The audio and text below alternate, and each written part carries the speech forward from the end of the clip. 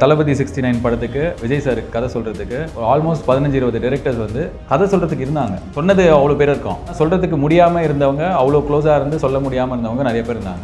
நான் சார்கிட்ட இது மாதிரி என்கிட்ட ஒரு ஐடியா இருக்குது அப்படின்னோடனே அதுலேருந்து 1 வீக்கில் நான் சாரை மீட் பண்ணி சொல்லிட்டேன். இமீடியட்டாக அப்படியா ஓகே இரு அப்படின்னு சொல்லிட்டு எனக்கு பார்த்தா அவங்க டீம்லேருந்து கால் பண்ணாங்க. 1 வீக்கில் நான் சொன்னேன்.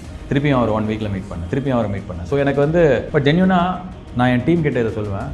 Who will trust a person who has done 0 films with a big star to narrate a film to him twice, and both times he loved it, and both times it didn't happen. But ஆனால் I'm very happy and எனக்கு ரொம்ப சந்தோஷமாக ப்ரௌடாக இருந்த ஒரு ஃபீலிங்கே வந்து Vijay sir வந்து பயங்கர சந்தோஷமாக என்னோட கதையை ரிசீவ் பண்ணிட்டாரு. அவருக்கு ரொம்ப பிடிச்சது. அவர் என்னை நம்பி கேட்டார். அந்த இடத்துக்கு நகர்றது பெரிய விஷயம் தானே.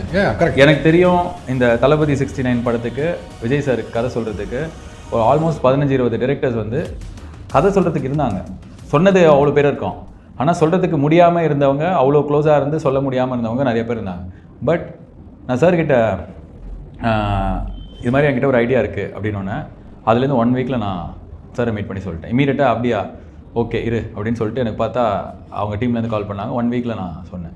திருப்பியும் அவர் 1 வீக்கில் மீட் பண்ணேன். திருப்பியும் அவரை மீட் பண்ணேன். ஸோ எனக்கு வந்து பயங்கர சந்தோஷமே என்னென்னா, நீங்கள் சொன்ன இப்போ நான் விஜய் சார் சூர்யா சார் மட்டும் சொல்ல, வெளில தெரியாத விஜய் சார் என் வாழ்க்கையில் நிறைய பேர் இருக்காங்க. வெளில தெரியாத சூர்யா சார் என் வாழ்க்கையில் நிறைய பேர் இருக்காங்க. நான் வந்து மனுஷங்களை இறுக்கி பிடிச்சிப்பேன். இப்போ நம்ம இந்த இன்டர்வியூ பண்ணிருக்கோம், வெளில என் ஃப்ரெண்ட் குமரன் இருக்கார்.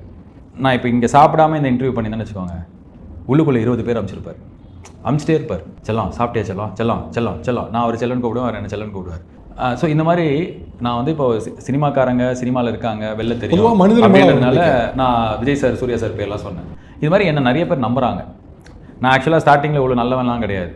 நான் நிஜமாலே எல்லாருமே சாதாரண ஒரு பையன் வளரும் போது எல்லா தப்பு தான் பண்ணிட்டு வளருவோம். அப்படி தான் நானும் இருந்தேன். ஒரு பாயிண்டில் வந்து நடிக்க ஆரம்பித்தேன். இவன் வேறு நம்மளை நல்லவன் நினைக்கிறான், ஐயோ சரி நல்லவன் அப்படி நடிக்க ஒரு பாயிண்டில் நான் அதுவாக ஆக ஆரம்பிச்சிட்டேன். ஏன்னா எனக்கு அது பெரிய ரெஸ்பான்சிபிலிட்டி. நான் வந்து சின்ன வயசில் நான் சொல்கிறது ஒரு 24-25 வயசுலலாம் அந்த ஆர்ஜே இல்லை. இப்போ நீங்களே வந்து ஒரு ஆங்கர் ஸ்டேஜில் உங்களை வந்து திடீர்னு ஈவெண்ட் ஹோஸ்ட் பண்ண கூடுவாங்க. பேமெண்ட் கொடுப்பாங்க. கையில் 25,000 கொடுப்பாங்க, 20,000 கொடுப்பாங்க, 50,000 கொடுப்பாங்க. நான் வாங்கின்னு வருவேன். சாப்பாடு இல்லை ஏதாவது கடன் இருக்கும், இல்லைனா ஏதாவது துணிமணி வாங்குறது, ஏதோ ஒன்று பண்ணுவேன். அதை காசு வச்சு வாங்கிப்பேன். இது மாதிரி ரொம்ப நாள் போயிட்டே இருந்தது, ரொம்ப வருஷம் போயிட்டே இருந்தது. நான் இப்போ ஸ்டேஜிலலாம் போயிட்டு ஹோஸ்ட் பண்ணுறது, காமெடியாக பேசுகிறதுலாம் தாண்டி நிறைய நல்ல விஷயம்லாம் பேச ஆரம்பிக்கிறேன். நிறைய பேர் என்னை ஃபாலோ பண்ணுறாங்க, யங் பசங்களாம் ஃபாலோ பண்ணுறாங்க.